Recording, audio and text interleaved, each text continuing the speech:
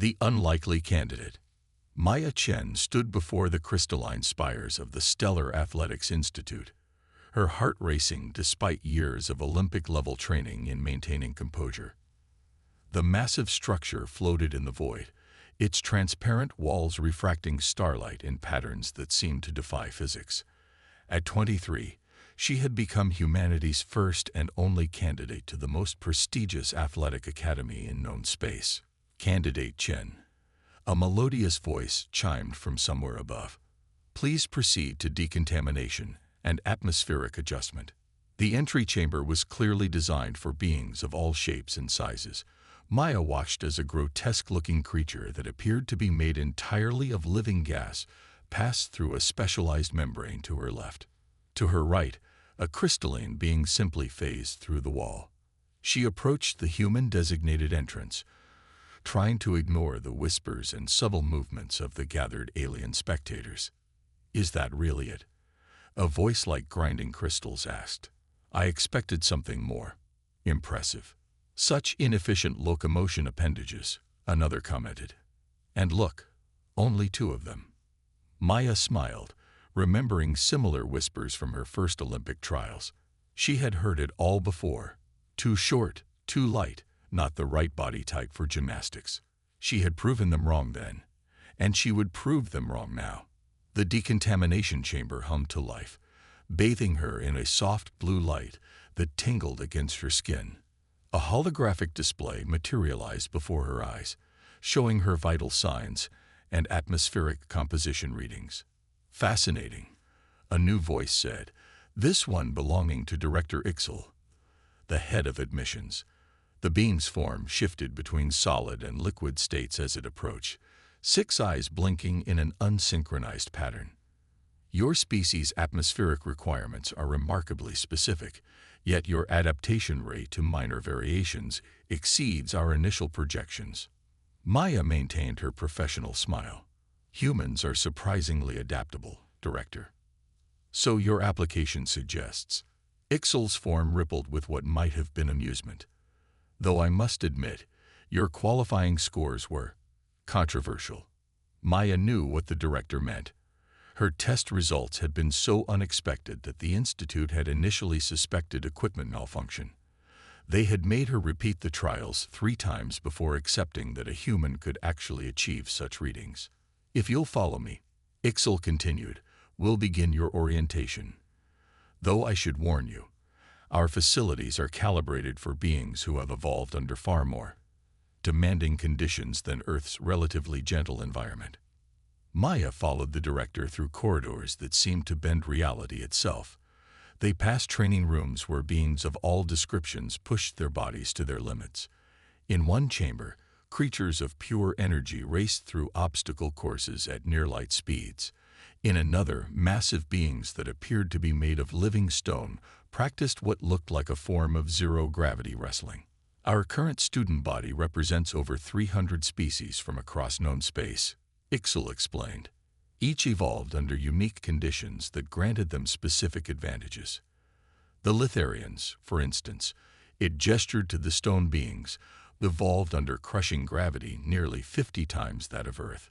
The Photons, it indicated the energy beings, exist partially outside normal spacetime. And humans, Maya asked, already knowing the answer. Humans, Ixel's form rippled again, evolved under remarkably unremarkable conditions. No extreme pressures to drive specialization. No harsh environments to force extraordinary adaptations. By all accounts, your species should be thoroughly mediocre at everything. They stopped before a massive chamber that seemed to contain several different environments, each more hostile than the last. Maya could see zones of crushing gravity, areas of extreme temperature, and sections where the very laws of physics seemed to operate differently. This is our primary assessment facility, Ixel said. It will measure your performance across a standard range of conditions.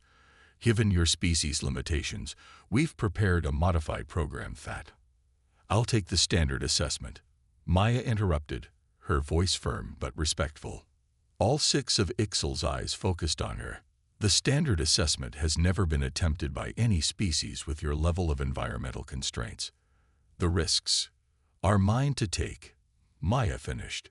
She stepped toward the chamber's entrance. I didn't come here to be treated as a curiosity or a charity case, Director. I came to compete. For a moment, Ixal's form became completely still, a sign of surprise among its species. Then, almost imperceptibly, its outer layer shifted to a slightly deeper shade of blue. Very well, Candidate Chen, but do not expect any special accommodations if you find yourself overwhelmed. Maya entered the chamber, her muscles tensing in anticipation. She had spent the last year preparing for this moment, training in secret with prototype gravity simulators and atmospheric chambers. Humanity's best scientists had worked tirelessly to help her prepare for exactly these conditions. But more than that, she carried with her humanity's greatest secret, one that had helped them survive and thrive across Earth's vastly different environments. The chamber's first challenge began to materialize around her.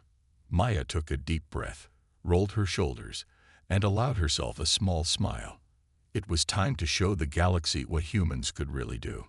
Beginning standard assessment, an automated voice announced. Participant species, human. Warning. Conditions exceed recommended safety parameters for species classification. Do you wish to proceed? Maya's smile widened. Absolutely. The air around her began to thicken as the gravity increased. In the observation room, Director Ixal and a growing crowd of spectators watched with a mixture of curiosity and concern. None of them noticed the subtle changes in Maya's stance, the careful way she regulated her breathing, or the look of absolute focus in her eyes, all signs that would have been instantly recognizable to any human athlete about to attempt something unprecedented. The assessment had begun, and with it, humanity's chance to prove they belonged among the stars. Adaptations. Maya's first week at the Stellar Athletics Institute proved more challenging than even her rigorous Olympic training had prepared her for. Not because of the physical demands, though those were extraordinary, but because of the need to carefully manage how much of her true capabilities she revealed. Your performance in the standard assessment was adequate, Senior Instructor Kex announced during her first official training session. The crystalline being's faceted surface reflected Maya's image back at her in fractured patterns, though barely above minimum requirements. Maya nodded, keeping her expression neutral.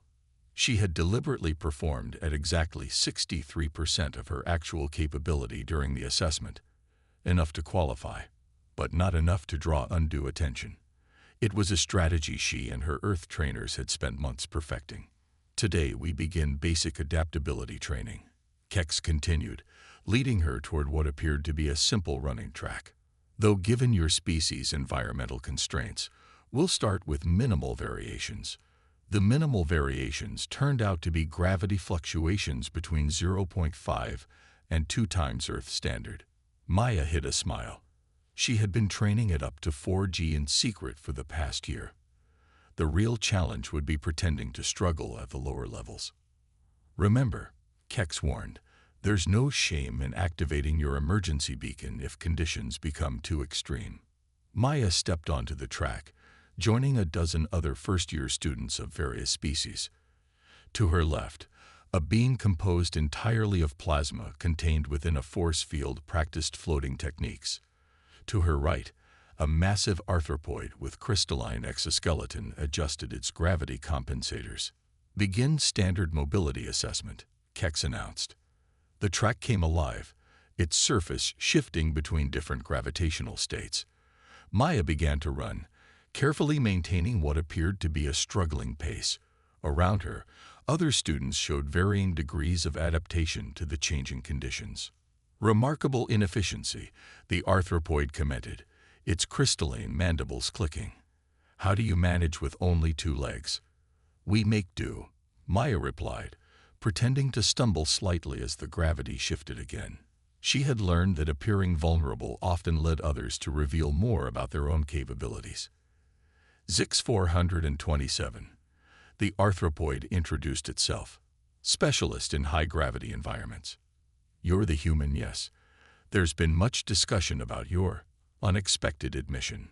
Before Maya could respond, a new voice interrupted, one that seemed to bypass her ears and resonate directly in her mind.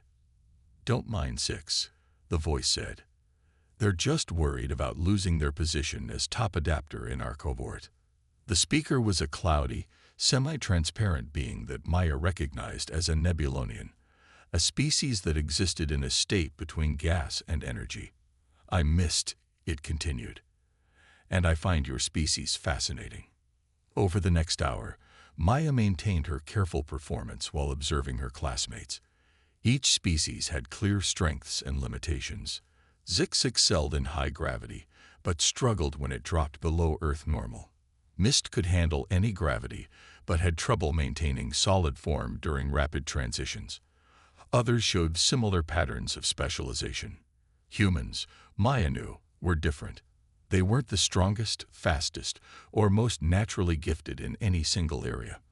But they had something else, something she was beginning to understand might be unique in the galaxy. Unprecedented adaptability across all conditions. The real test came during the afternoon session in the atmospheric chamber. Students were required to perform basic exercises, while the air composition shifted between different planetary standards. Many species excelled in their native atmospheres but struggled with others. Maya, however, found she could maintain steady performance across all of them. "Curious," Instructor Kex noted, studying the readouts. "Your efficiency remains nearly constant despite atmospheric variations. Most species show much greater fluctuation." Maya shrugged, making sure to breathe heavily as if exerted. Maybe humans are just good at breathing. But later that night, alone in her quarters, Maya reviewed the day's true data on her private monitoring device. The results confirmed what Earth's scientists had theorized. Humans' unique evolutionary history had given them unprecedented environmental flexibility. While other species had evolved to dominate specific niches, humans had evolved to survive and thrive across Earth's vastly different environments. From Arctic tundra to tropical rainforest, from high mountains to deep valleys, humans had learned to adapt and excel everywhere. A soft chime interrupted her thoughts, a message from her Earth handlers. Performance analysis received, maintaining 60 to 65% capability profile as planned. Continue careful observation of other species limitations. Remember, final trials in 6 months. That's when we show them everything. Maya smiled, remembering the words of her old gymnastics coach. The best competitors aren't the ones who show all their cards at once. They're the ones who know exactly when to reveal their true potential. The next few weeks fell into a pattern. During regular training sessions, Maya maintained her calculated performance level, appearing to struggle just enough to avoid suspicion while carefully observing her classmates' capabilities and limitations. But late at night, when most other species were in their regeneration cycles, she conducted her real training. The Institute's automated systems didn't question her use of the facilities during off hours. They were programmed to accommodate the different activity cycles of various species. This gave Maya the perfect opportunity to push her true limits. One night, as she ran through a high-gravity obstacle course at full capacity, she detected movement in the observation area. Her heart nearly stopped. Had someone discovered her secret training? But it was only Mist, their cloudy form barely visible in the dim light. "I wondered when someone would notice," Mist said, their mental voice tinged with what might have been amusement. "You're not as subtle as you think, human." Maya considered denying it, but something in Mist's tone made her reconsider. "How long have you known that you're holding back?" "Since the first day. My species perceives energy patterns. Yours changed completely during these night sessions." Mist floated closer. "The question is, why?" Maya took a moment to catch her breath, considering her response carefully. "Have you noticed how every species here has evolved for specific conditions? Extreme gravity, exotic atmospheres, energy states. Of course, it's why we excel in our specialized areas, but struggle in others. Humans are different," Maya explained. "We didn't evolve for any single condition. We evolved to adapt to all of them. It's not as immediately impressive as being able to survive in crushing gravity or exist as pure energy, but it means we can do something unique. You can learn to perform in any environment, Mist concluded, their form swirling with interest. But that doesn't explain the secrecy. Maya smiled. Let's just say I learned in competitive gymnastics that timing is everything. Sometimes the best strategy is to let others underestimate you until the perfect moment to prove them wrong. Mist was silent for a long moment, their form shifting through various patterns of thought. Finally, they said, "The final trials. You're planning something." "Maybe." Maya started stretching, preparing for another training run. "Want to help me practice?" To her surprise, Mist's form brightened considerably. "You know, I think I do. It's been a long time since anything truly interesting happened at this institute." As Maya resumed her training, now with Mist offering insights about energy efficiency, she reflected on how her strategy was evolving. She hadn't planned on having any allies in her deception, but perhaps this was another way humans were unique, their ability to turn potential rivals into friends. The next morning, during regular training, Maya caught Mist's equivalent of a wink as she pretended to struggle with a simple gravity transition. Around them, other students continued their usual routines, unaware that they were watching only a fraction of what a human could really do. 6 months until the final trials. 6 months to perfect her control, to understand her competitor's strengths and weaknesses, and to prepare for the moment when she would show the galaxy exactly what humanity was capable of. As she moved through her carefully measured exercises, Maya allowed herself a small smile. The best part of any performance, after all, was the surprise ending. The breaking point. 3 months into her training at the Stellar Athletics Institute, Maya faced her first real crisis.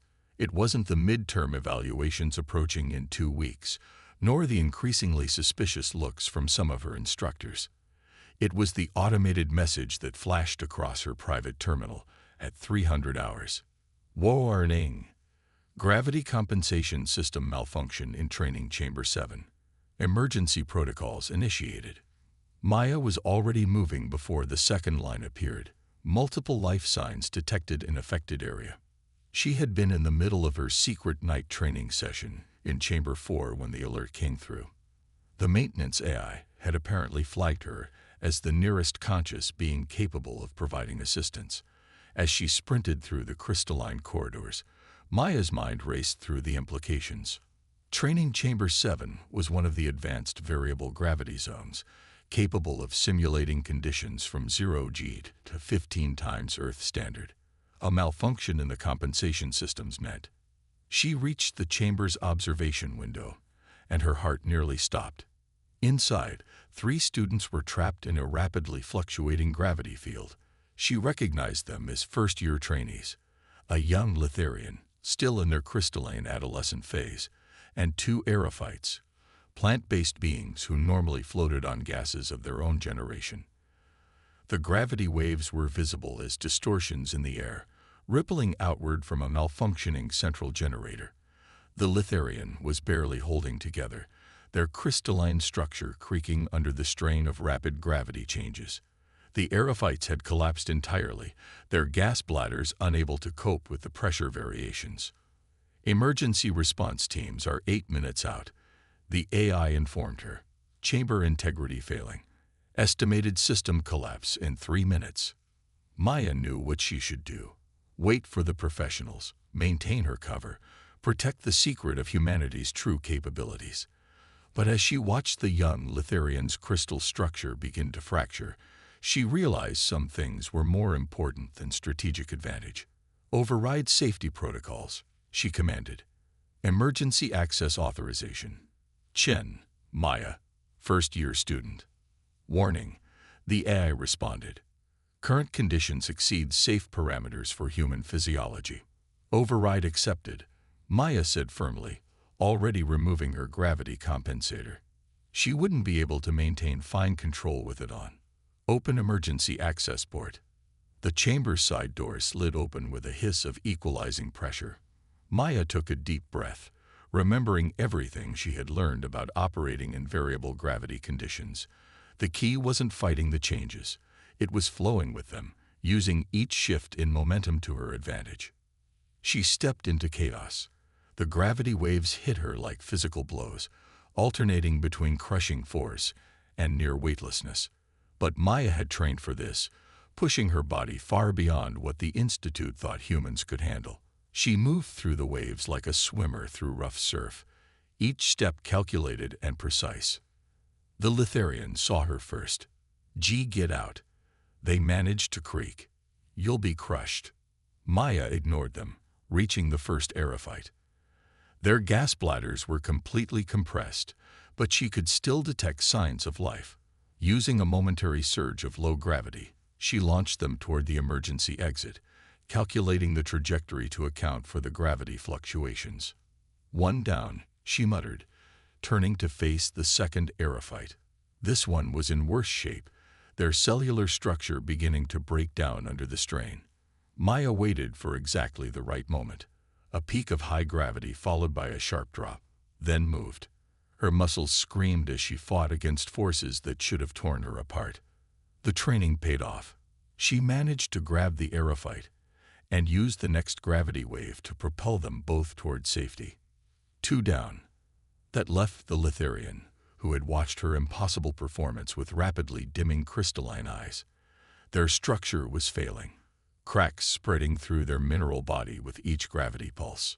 "The chamber's going to collapse," Maya said, reaching them. "I need you to trust me."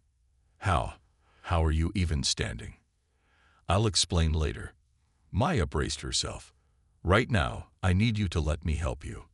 The next few moments pushed Maya beyond anything she had attempted in training.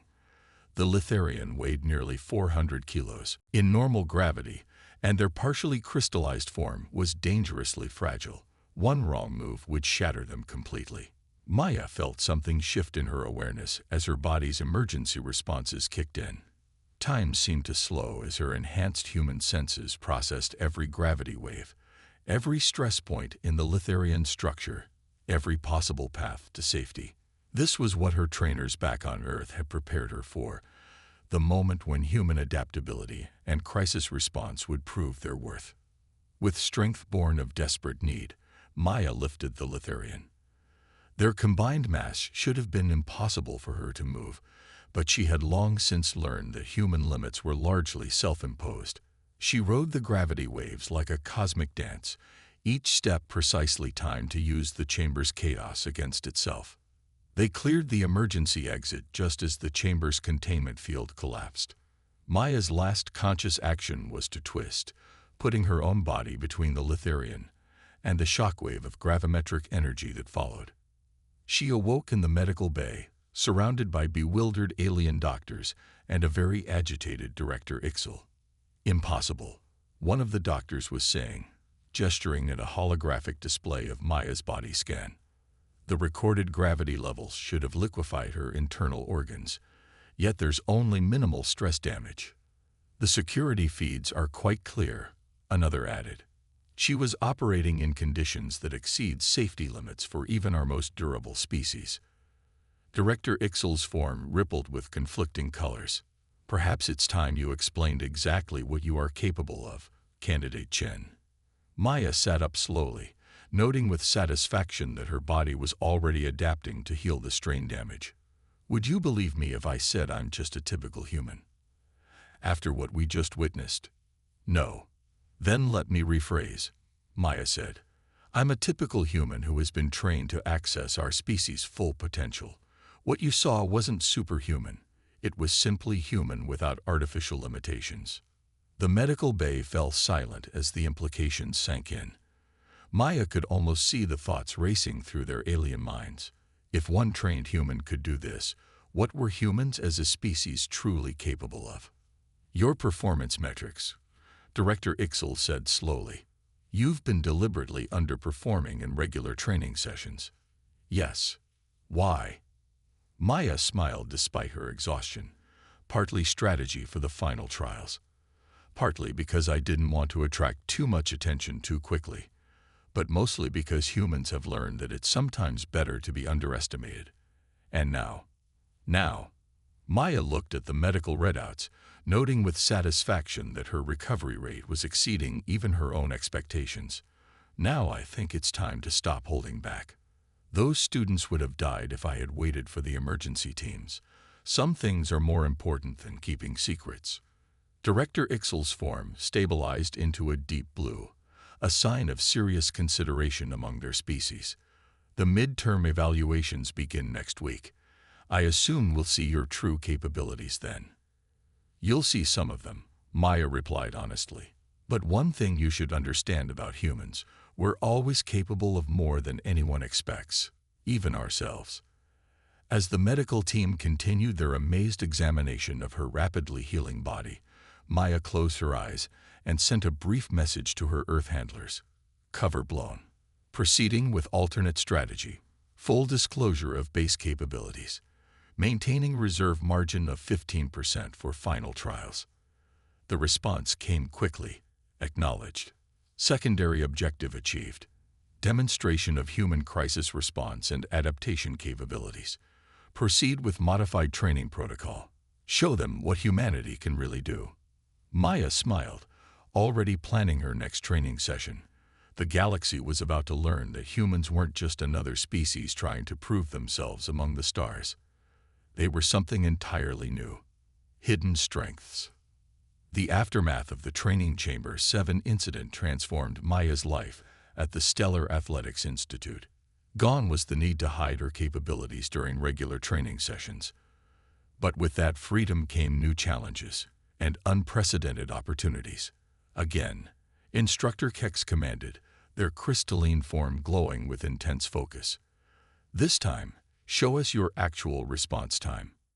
Maya stood in the center of the advanced analytics chamber, surrounded by holographic targets that would activate randomly across different gravity fields. She had already broken 3 institute records this morning. Now they wanted to see just how fast a human could really move. Ready, she confirmed, settling into her starting position. The chamber came alive. Targets materialized and vanished in split-second intervals, each requiring a precise combination of movement and timing to hit. Maya flowed through the exercise like water, her movements a blur of controlled precision. Remarkable, Kex muttered, studying the readouts. Your neural response time actually improves under pressure. How is this possible? Maya caught her breath before answering. It's called stress adaptation. Humans developed it as a survival mechanism. Our bodies automatically optimize performance when faced with increasing challenges. But there must be a limit. Another instructor, a quantum phase being named Dr. Venn, interjected. All species have hard physiological constraints. Of course, Maya agreed.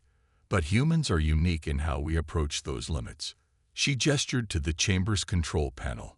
May I demonstrate?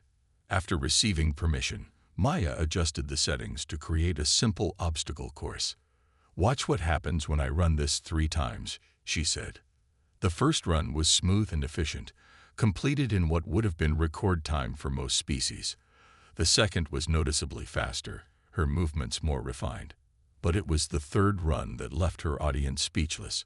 Maya shaved another 12% off her time, executing movements that seemed to anticipate the course's challenges before they appeared. Pattern recognition and procedural adaptation, she explained to her stunned observers. Humans don't just learn from experience. We continuously optimize our responses based on previous attempts. It's not just about getting stronger or faster. It's about getting smarter about how we use our capabilities. Fascinating. Dr. Venn's quantum form flickered with excitement. This explains why your performance metrics show consistent improvement curves rather than the plateaus we typically observe in other species. But not everyone was impressed by Maya's revelations. Later that day, as she entered the communal training area, she found herself face to face with Zix 427, the arthropoid who had once dismissed her capabilities. Just because you can survive extreme conditions doesn't make you an elite athlete, Zix clicked, their crystalline exoskeleton reflecting light in aggressive patterns. The final trials test more than just adaptability. You're right, Maya agreed, surprising them. They test everything: strength, speed, endurance, technique. But they also test something else, something that might be humanity's greatest advantage. And what's that? Maya smiled. The ability to learn from everyone around us. She gestured to the training area where various species were practicing their specialties. Every being here has something to teach, if you're willing to learn. To demonstrate her point, Maya spent the next few hours doing exactly that. She studied the Litharians' techniques for maintaining structural integrity under pressure, adapted the Aerophyte's methods of energy conservation, and even incorporated elements of Zix's own high-gravity movement patterns into her training. Mist, who had been quietly observing, finally spoke up. "You're not just copying their techniques," they noted. "You're synthesizing them somehow." "Humans call it cross-training," Maya explained. "We take concepts from different disciplines and combine them in new ways. It's not about being the best at any one thing. It's about being good enough at everything to find unexpected solutions." This philosophy proved its worth during the advanced training sessions that followed. Maya didn't try to match the pure strength of the Litharians or the energy manipulation of the quantum species. Instead, she developed hybrid techniques that played to human adaptability while incorporating elements from multiple alien approaches. Her training sessions began attracting observers from across the Institute. Students and instructors alike came to watch as she demonstrated the full range of human capabilities, not just physical prowess, but the unique way humans could analyze, adapt, and improve upon any physical challenge presented to them. "It's not just about the capabilities themselves," she explained to Director Ixel during one particularly intense session. "It's about how we use them." To prove her point, she ran a complex obstacle course that combined elements from various alien training programs. Instead of trying to power through like a Litharian or float through like an Aerophyte, she used a combination of techniques that seemed to defy conventional athletic logic. "Notice how she's using the course itself as a tool," Dr. Venn observed, their quantum form vibrating with excitement. "Each obstacle becomes a launching point for the next movement. It's not just efficiency, it's optimization at a fundamental level." But Maya's most significant revelation came during a late-night training session with Mist. They were practicing in the atmospheric variance chamber when Mist asked the question that had been puzzling many at the Institute. "Why did your species develop such broad adaptability instead of specializing like others?" Maya considered the question as she moved through a particularly challenging sequence. "Earth isn't just one environment," she explained. "It's hundreds of them, all requiring different survival strategies. Humans didn't become specialists because we couldn't afford to. We had to be able to survive anywhere, adapt to anything." "But that doesn't explain your level of performance," Mist pressed. "Survival is one thing. What you're demonstrating is far beyond that." Maya paused, realizing she had finally figured out how to articulate something that had been forming in her mind since arriving at the Institute. "That's because of another unique human trait," she said. "We're never satisfied with just surviving. Once we master one level of performance, we immediately start looking for ways to improve. It's not enough for us to be good enough. We always want to be better." "Even now?" Mist asked, genuinely curious. "After everything you've demonstrated?" Maya laughed. "Especially now. Every time I train with different species here, I learn new possibilities. Each technique I study suggests 10 more potential combinations. The more I learn about what's possible, the more I realize how much further we can go." This revelation led to a new training approach in the weeks leading up to the final trials. Instead of focusing solely on perfecting known techniques, Maya began experimenting with completely new combinations of skills. She worked with the Institute's scientists to understand the theoretical limits of human physiology, then systematically explored ways to push those limits through innovative training methods.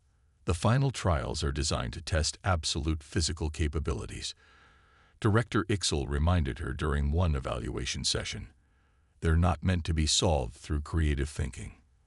"With all due respect, Director," Maya replied.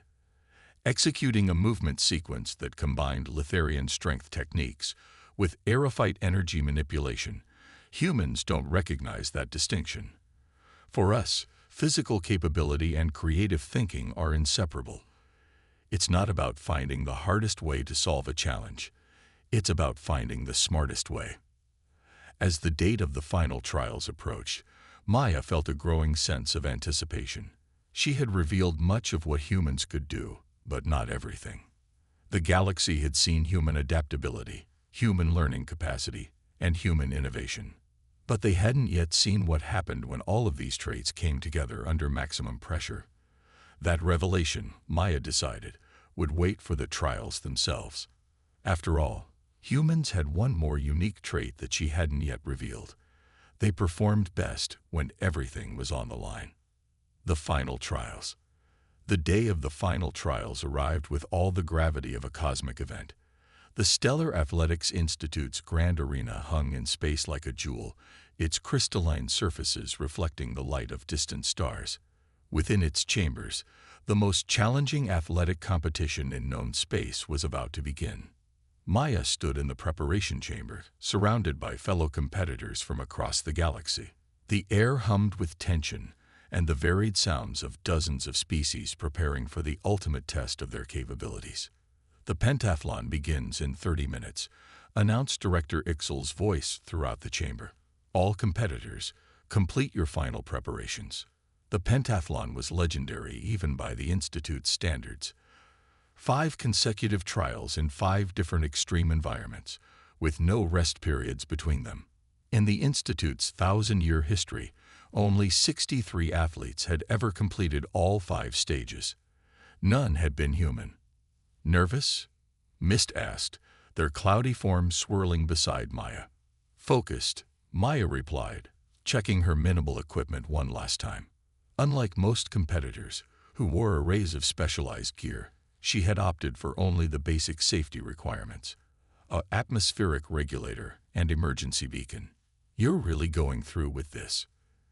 6427 clicked nearby, their crystalline exoskeleton gleaming under the chamber lights. "The unmodified trials. Even after everything, you're still trying to prove something." Maya smiled. "Not trying to prove anything, Zix. Just doing what humans do, pushing limits to see what's possible." The first trial was the Void Run, a zero-gravity obstacle course through a chamber filled with randomly shifting force fields and radiation zones. Most species relied on specialized adaptations or technical assistance. Maya had something else. Thousands of hours of gymnastics training combined with the techniques she'd learned from studying every competitor's approach. As the starting signal pulsed, Maya launched herself into the void. She moved like a dancer between the force fields, using their repulsion to gain momentum rather than fighting against them. Her body twisted and turned with precise control, each movement flowing into the next. "Extraordinary efficiency," Dr. Venn commented from the observation deck. "She's using the environment itself as a propulsion system." Maya completed the Void Run with the 3rd fastest time ever recorded, but she hadn't shown everything yet. She knew what was coming next: the Crusher. The Crusher was a high-gravity gauntlet that began at 5 times Earth standard and increased steadily to 15. Most competitors burned through their energy reserves just trying to survive it. Maya had trained for something different. As the gravity increased, she altered her movement pattern to match what she'd learned from the Litharians, not fighting the pressure but working with it, using each step's impact to power the next. Her muscles burned and her bones creaked, but she kept moving, maintained her pace. "Impossible," one of the judges muttered. Her cellular structure should be collapsing under these forces. But Maya had discovered something during her training. Human bodies weren't limited by their base structure, but by their ability to adapt and strengthen under pressure. Every step in the Crusher was rewriting what her body thought was possible. She emerged from the second trial with barely a pause, moving directly into the 3rd challenge: the atmospheric maze. Here, competitors had to navigate through chambers of increasingly hostile atmospheres, from caustic acids to metallic gases that could crystallize in your lungs. This was where Maya's study of the aerophytes proved invaluable. She had learned to adjust her breathing patterns to minimize exposure, to read air currents for signs of danger. More than that, she had learned to trust her body's natural ability to adapt to changing conditions. Her atmospheric absorption rate is actually improving, Dr. Venn noted with amazement. She's not just surviving the changes, she's getting better at processing them. The fourth trial was the energy sprint, a race through chambers of pure energy that required competitors to phase their cellular structure to avoid disintegration. This was supposedly impossible for solid matter species without technological assistance. Maya proved otherwise. Using techniques she'd developed by studying the quantum species, she found ways to work with the energy fields rather than against them. She wasn't the fastest, but she completed the trial while maintaining far more energy reserves than any previous competitor. Then came the final trial, the synthesis chamber. This was where most competitors failed. A room that randomly combined elements from all previous trials while adding new challenges. It wasn't enough to be strong or fast or adaptable. You had to be everything at once. Maya stood at the chamber's entrance, breathing steadily. Behind her lay a path of broken records and shattered assumptions about human capabilities. Ahead lay the greatest challenge any athlete in the galaxy could face. She smiled. This was what humans were made for, not specialization in one area, but the ability to adapt to anything, to combine different approaches, to find solutions where none seemed possible. Every step of human evolution, every challenge they'd overcome, had prepared them for moments like this. The chamber came alive with a nightmare combination of gravity wells, energy fields, toxic atmospheres, and impossible obstacles. Maya moved. She flowed through gravity fields like water, turned energy barriers into launching points, used toxic gas currents to power her movements. Every technique she'd learned, every adaptation she'd developed, every insight she'd gained came together in a display of athletic prowess that defied conventional understanding. She's not just completing the trials, Director Ixel observed, their form shifting through colors of amazement. She's rewriting our understanding of what's possible. Maya crossed the final threshold with a time that shattered the previous record by almost 30%. As the completion signal echoed through the arena, she allowed herself a moment to catch her breath, feeling the familiar sensation of her body already beginning to recover and adapt. The silence that followed was profound. Then, gradually, it was broken by the sound of dozens of species expressing amazement in their various ways. Crystalline chimes, energy pulses, quantum fluctuations, and more traditional applause. Director Ixel's voice cut through the chaos. Candidate Chen, I believe you've done more than just complete the trials. You've shown us something unprecedented. Maya stood straight, her body tired but already strengthening, her mind already analyzing ways to improve her performance next time. What I've shown you isn't unique to me, she said clearly, letting her voice carry to all the assembled species. This is what humans are. We're not the strongest or the fastest. We're not the most naturally gifted in any single area. But we can adapt to anything, learn from everyone, and combine different approaches to solve impossible problems. She looked around at her fellow competitors, at Zix's crystalline form glowing with newfound respect, at Mist's cloudy surface swirling with excitement, at all the various species who had unknowingly helped her understand humanity's true potential. The galaxy is vast, she continued. There are challenges we haven't even imagined yet, but that's exactly what humans are made for, not to be the best at any one thing, but to be ready for everything. In the days that followed, Maya's performance would be analyzed and studied by scientists across the galaxy. They would talk about cellular adaptation rates, neuroplasticity, and the unique properties of human physiology under extreme conditions. But Maya knew the truth was simpler. Humans had evolved not to dominate any single environment, but to thrive in all of them. Not to be the absolute best in any one area, but to be good enough at everything to find solutions nobody else could see. As she prepared to return to Earth, carrying with her not just victory, but a deeper understanding of human potential, Maya thought about what this meant for humanity's future among the stars. They would never be the strongest species, or the fastest, or the most naturally gifted in any single area. But they would always be the ones who could adapt, who could learn, who could combine different approaches to solve impossible problems. And in a galaxy full of specialists, that made them something unique. It made them human. The end.